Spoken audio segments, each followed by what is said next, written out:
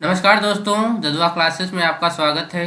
हम लोग आरओ और एआरओ एंड एपीएस परीक्षा के लिए जो हिंदी का पोर्शन है वो आज हम पढ़ेंगे, क्योंकि आरओ में जो है 60 नंबर का जो है हिंदी का पोर्शन होता है, जिसमें कुल 6 भाग होते हैं। जिसके अंतर्गत हम आज जो है वाक्यों के लिए एक शब्द पर चर्चा करेंगे, जो विभिन्न परीक्षाओं में पूछे जा चुके हैं, जो लगभग प्रीवियस ईयर क्वेश्चन है, सारे प्रीवियस ईयर क्वेश्चन हैं, और इन्हीं की हम आज आगे श्रृंखला जारी रखेंगे। पिछली कक्षा में हम लोगों ने यहाँ तक पढ़ा था कि पहाड़ का ऊपरी भाग क्या होता है? अधित्यका। आगे इसी देखते हैं। जो वस्तु चलने वाली ना हो इसको कहते हैं अचल या अचर। अंक या गोद में सोने वाले को कहते हैं अंकशाई। अंक या गोद में सोने वाले को कहते हैं अंकशाई, और अंक या गोद में स्थान पाया हुआ इसको कहते हैं अंकस्थ। इसमें थोड़ा थोड़ा अंतर है, ज़्यादा अंतर नहीं है। एक बार फिर से देख लीजिए। अंक यानी गोद में सोने वाला अंकशाई, और अंक गोद में पाया हुआ स्थान अंकस्थ कहते हैं। इसी प्रकार रात्रि का पहला पहर प्रदोष। ये जो है क्वेश्चन कई बार पूछा जा चुका है कि रात्रि का पहला पहर क्या होता है? प्रदोष। इसी प्रकार आधी रात यानी मध्य का समय क्या होता है? आधी रात का इसको कहते हैं निशीथ। इसको क्या कहते हैं? निशीथ। जबकि रात्रि का दूसरा पहर जो होता है दियामा। ठीक है, तो रात्रि का दूसरा पहर दियामा होता है।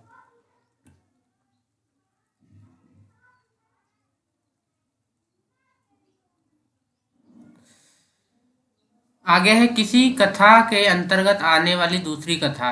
किसी कथा के अंतर्गत आने वाली दूसरी कथा इसको कहते हैं अंतः कथा।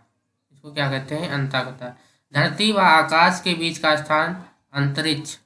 धरती व आकाश के बीच का स्थान जो होता है अंतरिक्ष कहलाता है।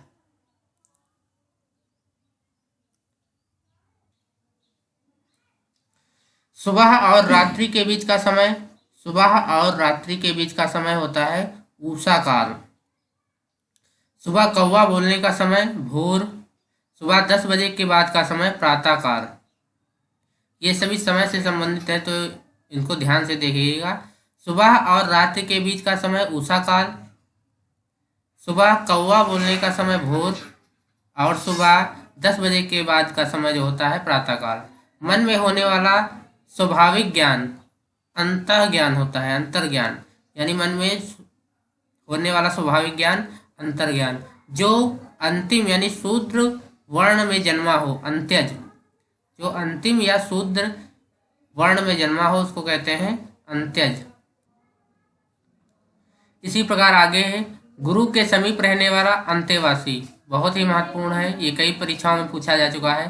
गुरु के समीप रहने वाला अंतेवासी। जो कहा ना जा सके इसको कहते हैं अकथनीय। जो कहा ना जा सके इसको कहते हैं अकथनीय, और जो कहा ना गया हो इसको कहते हैं अकथित। इसको कहते हैं अकथित। जिसका ज्ञान इंद्रियों को ना हो अगोचर। जिसका ज्ञान इंद्रियों को ना हो अगोचर, और जिसका ज्ञान इंद्रियों को हो सके इसको कहते हैं गोचर। वह जिसे इंद्रियों से जाना जा सके इसको कहते हैं गोतीत। इसी प्रकार आगे देखिए, शत्रुओं का मान मर्दन करने वाला इसको कहते हैं शत्रुधन, या ये भी कह सकते हो शत्रुओं का विनाश करने वाला शत्रुधन, या शत्रुओं का मान मर्दन करने वाला। कोई बात जो है बढ़ा चढ़ाकर की गई इसको कहते हैं अतिशयोक्ति। और कोई बात इतनी बढ़ा चढ़ाकर की गई है जिस पर कोई विश्वास ना करे इसको कहते हैं अत्युक्ति। और वह नायिका जिसका पति प्रदेश में रह रहा हो उसको कहते हैं प्रेषित पथिका। उसको क्या कहते हैं? प्रेषित पथिका। ये ध्यान रखिएगा, इसको कहते हैं प्रेषित पथिका।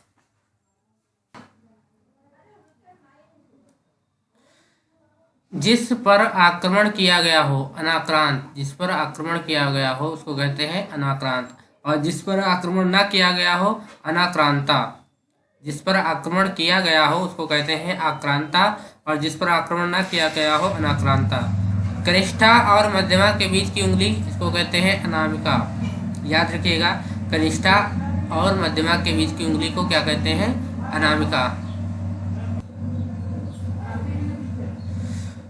वह स्त्री जिसके पति ने दूसरा विवाह कर लिया हो, वह स्त्री जिसके पति ने दूसरा विवाह कर लिया है, इसको कहते हैं अध्युड़ा। इसको क्या कहते हैं? अध्युड़ा। लंबे बालों वाली नायिका इसको कहते हैं केशनी। सुंदर बालों वाले नायिका को कहते हैं सुकेशी। ये बालों से संबंधित है। लंबे बालों वाले को कहते हैं केशनी, सुंदर बालों वाली नायिका को कहते हैं सुकेशी, और घुंघराले बालों वाली नायिका को कहते हैं काकुली, और घने बालों वाली नायिका को कहते हैं अलका।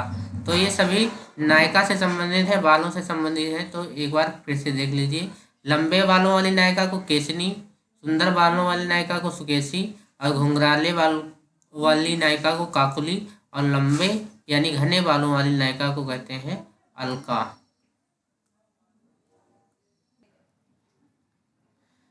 इसी प्रकार 18 से 20 के बीच जो नायिका की उम्र होती है, इसको कहते हैं परिणीता। और वह नायिका जिसका विवाह जल्दी हुआ हो, उसको कहते हैं नवोढ़ा।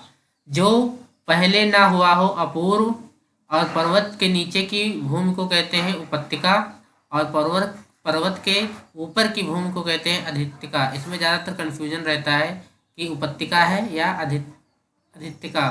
तो एक बार फिर से देख लीजिए, पर्वत के नीचे की समतल भूमि को कहते हैं उपत्यका, और पर्वत के नीचे की समतल भूमि को कहते हैं उपत्यका, और पर्वत के ऊपर की समतल भूमि को कहते हैं अधित्यका। 2 से अधिक पर्वतों के बीच की भूमि को कहते हैं घाटी। इसी प्रकार 2 पर्वतों के बीच की भूमि को कहते हैं द्रोण। 2 पर्वतों के बीच की भूमि को क्या कहते हैं? द्रोण। वह कवि जो तत्काल कविता कर डालता हो, इसको कहते हैं आशु कवि। ये बहुत महत्वपूर्ण है, ये याद रखिएगा कि वह कवि जो तत्काल कविता कर डालता हो, उसको कहते हैं आशु कवि। ऊपर की ओर जाने वाला ऊर्ध्वगामी। बड़े भाई से पहले छोटे भाई का विवाह अनुवेशी कहलाता है। क्या कहलाता है? अनुवेशी। और छोटे भाई से पहले बड़े भाई का विवाह सुवेशी। याद रखिएगा कि छोटे भाई से पहले बड़े भाई का विवाह सुवेशी, और बड़े भाई से पहले छोटे भाई का विवाह अनुवेशी। जिसे यहाँ जानना पड़ता हो कि क्या करूं क्या ना करूं, इसको कहते हैं किंकर्तव्य विमूढ़ कहते हैं। और वह जिसे अपने कर्तव्य का बोध हो, कर्तव्य रूढ़। जिसे अपने कर्तव्य का बोध हो, उसको कहते हैं कर्तव्य रूढ़। और वासना की आग इसको कहते हैं कामाग्नि या कामानल। इसी प्रकार हृदय की आग को कहते हैं हृदयाग्नि या हृदयानल। ठीक है।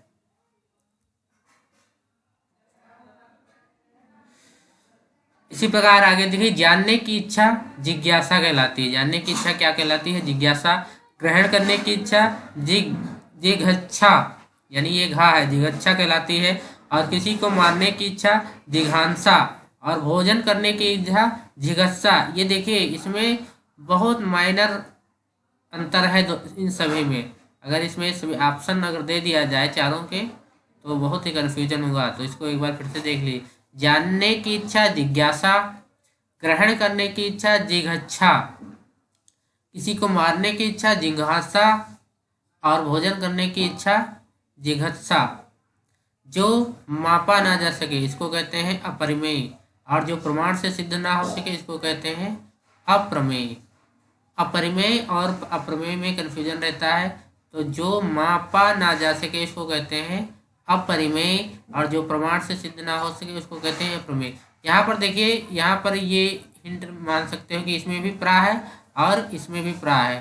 तो ये याद रखिएगा, जो प्रमाण से सिद्ध ना हो सके, इसको कहते हैं अप्रमेय, और जो मापा ना सके, इसको अप्रमेय। तो यहाँ से भी आप पहचान सकते हैं।